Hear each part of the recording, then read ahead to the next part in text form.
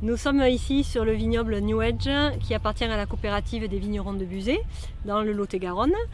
Alors ce vignoble est un vignoble expérimental qui regroupe différentes modalités qui cherche en fait à répondre à une problématique qui s'est posée en 2016, c'est-à-dire quel serait le vignoble du futur et comment est-ce qu'on pourrait conduire les vignes en 2050 par exemple.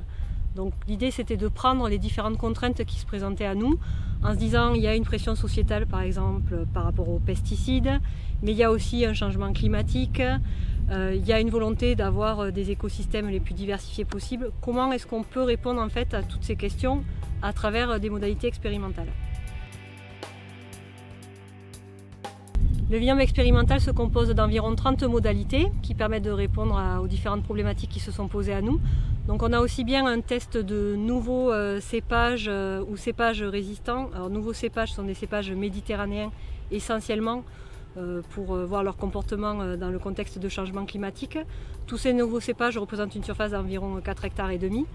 Et on a ensuite une autre zone du vignoble qui là est menée avec nos cépages actuels, mais menée dans un itinéraire complètement différent, donc plus un itinéraire de rupture, qui là est basé sur de l'agroforesterie avec des rangées d'arbres ou des haies tous les 6 rangs de vignes, mais aussi une couverture totale du sol, de manière à avoir un sol le plus vivant possible et que la vigne soit le plus en équilibre possible avec son sol, ainsi qu'ensuite une taille mécanique avec un pont retombant pour voir l'effet sur le microclimat au niveau des grappes.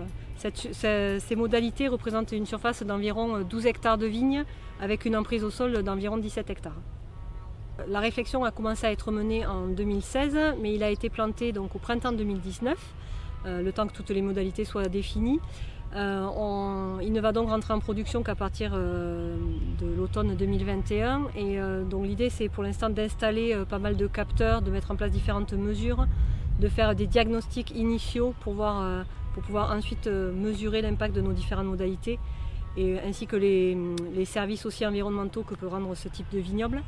Et sans oublier, l'objectif final, c'est aussi de voir ce qui peut être transférable chez nos adhérents, adaptable chez certains viticulteurs, toujours pour pouvoir répondre à ces volontés d'aller vers un vignoble le plus résilient possible, adapté au changement climatique et sans intrants.